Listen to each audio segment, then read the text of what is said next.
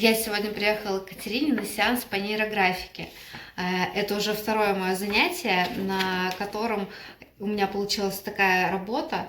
И хочу сказать вам, что несмотря на то, что у меня два было сеанса, но уже после первого я заметила, какие были изменения по моему запросу. Поэтому, Катерина, я тебя благодарю за такую возможность менять себя, менять свое сознание и весь свой окружающий мир. Спасибо тебе большое.